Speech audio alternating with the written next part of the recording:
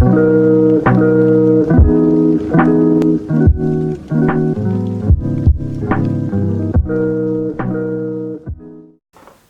shady shit with shady people.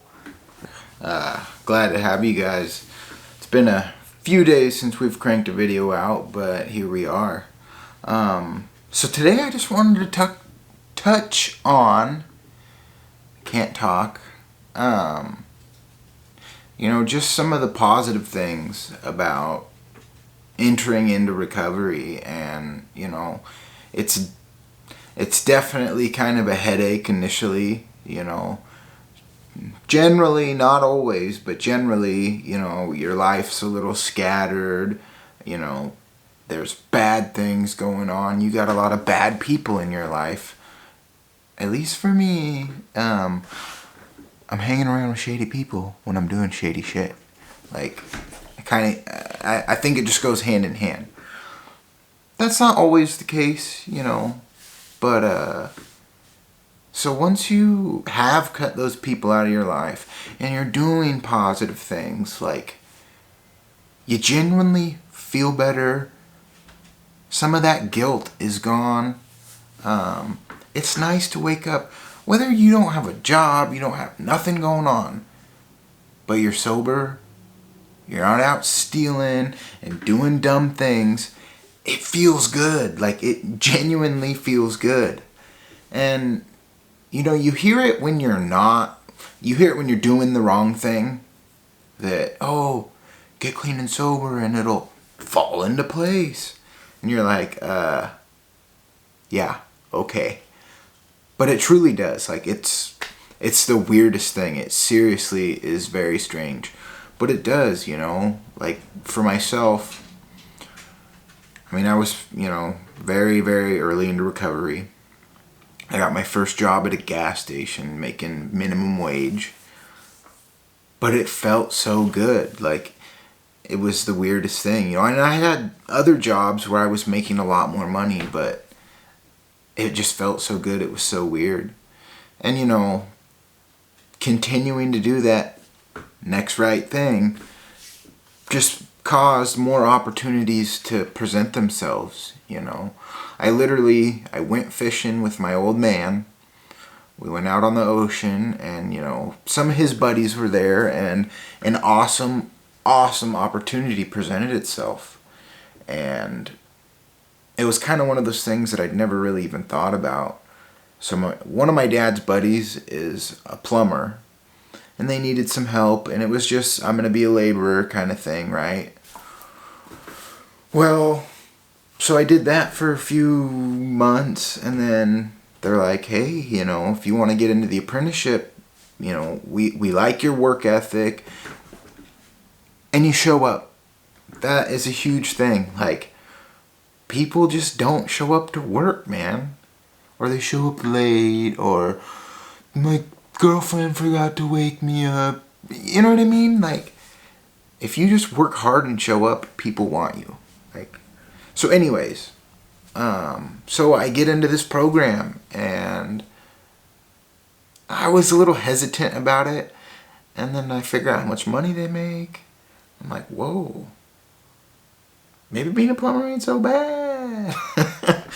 So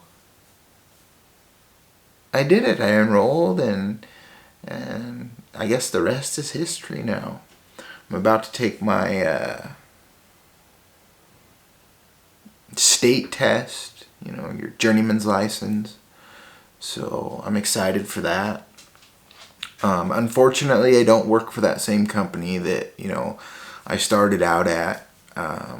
Awesome company, but I wasn't getting hours, this, that, and the other, and I'm now with an awesome company, still in contact with him, but life is good, and over that course of time too, a lot of other awesome things have happened, and this is what I talk about when I say the royalties of recovery,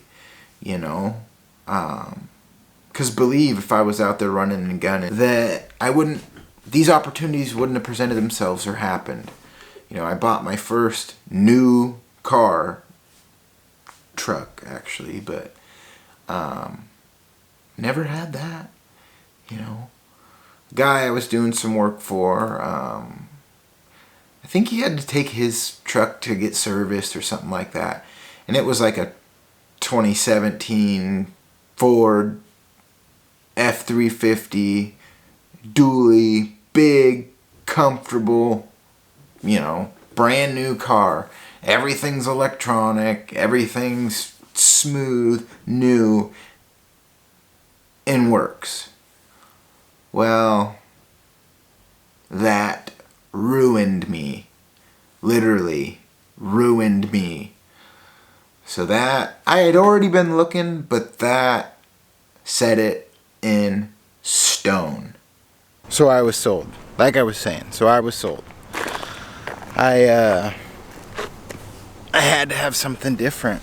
What was I driving? I had a 2004 or 2005 Dodge Neon, and it was a decent car. I got great gas mileage, but it was old. Not everything worked the way it was supposed to, and it was, a beater with a heater. And it actually had AC. It did have AC, which generally that is not the case. Anyways, so I was sold. I was like, I'm gonna get a new truck, and I didn't necessarily have a bunch of money saved up for it, but enough to make some sort of down payment. And then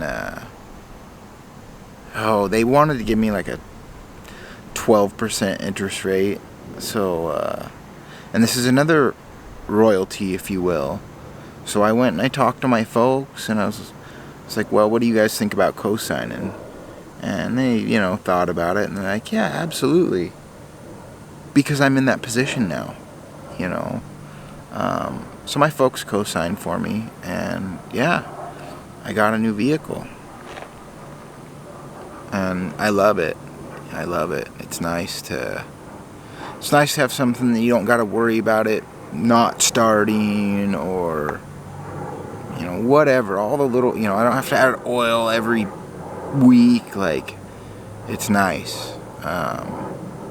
Air conditioner works good.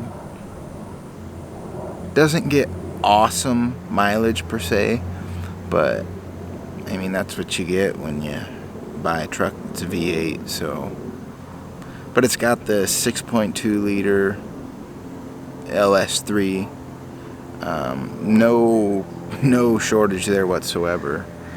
But yeah, that's another thing I mean when I talk about these royalties. Not everyone has it like that.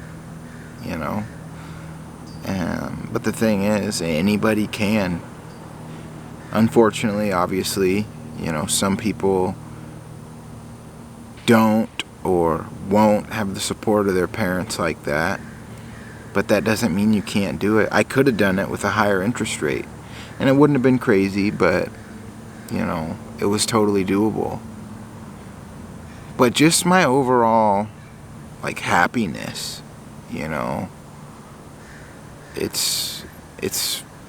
I'm immensely happier than I was 5 years ago. You just get down in the dumps, you know what I mean? Like the dregs, whatever you want to call it. How am I going to get well? And then after that, how am I, going to get loaded? And then it's the same thing over and over. And nobody wants to do that. And, I've been on both ends of the spectrum with addiction. I've been the man with the big bag, and it's no fun still, It's almost worse because you have, people depending on you, Yeah, you cannot answer that phone, but, in order to keep going in your madness, you gotta help these other people with their madness, and it can be very stressful, Very, very stressful. Now, it allows you some more freedoms also, but it's all bad. There's no fun in it, you know. So yeah, my overall general happiness, and then all of my relationships with my family, my significant other. You know, me and her have been through a lot. She is a trooper, let me tell you what. Yeah, so grateful to have her. Very awesome woman. But all my relationships, and even my interactions with just normal people, you know.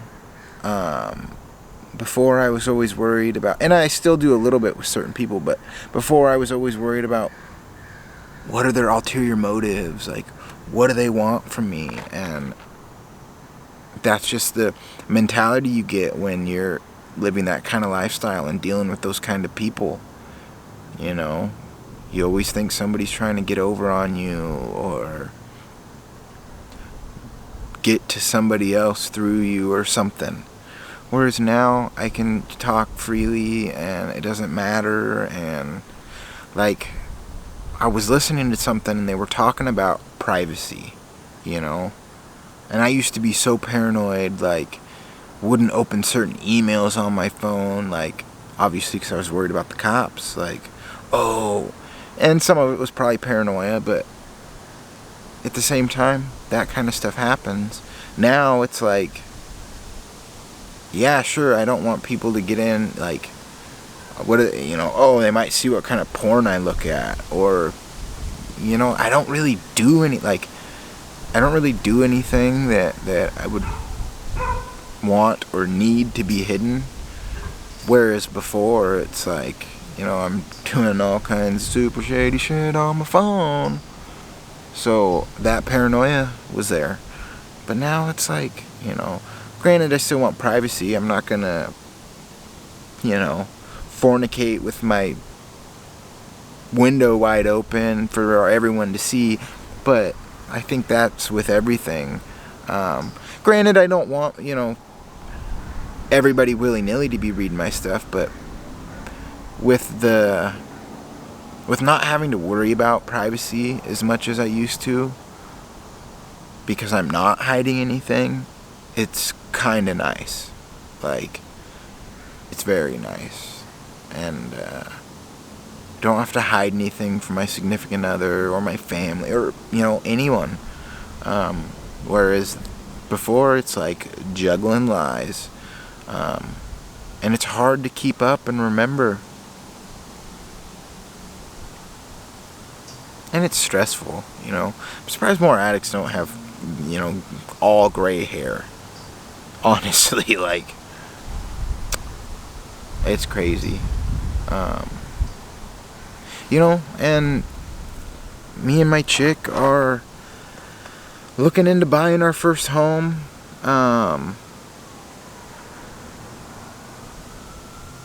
Just doing normal adult person things, and loving it. It's weird. Like, I mean, I don't absolutely love to go to work some days, but I do enjoy my job.